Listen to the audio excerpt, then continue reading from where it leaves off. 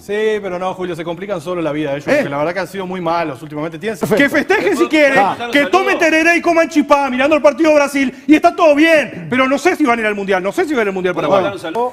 Arzamendia.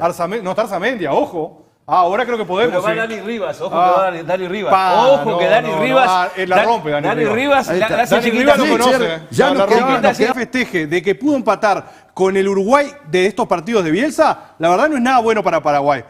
La querida selección paraguaya va a enfrentar a Uruguay en junio, en un partido clave para la clasificación y también para pelear el segundo puesto. Hoy vamos a hablar de estos dos panelistas uruguayos que subestimaron y faltaron el respeto a la selección paraguaya. Así que ponete cómodo y vamos allá.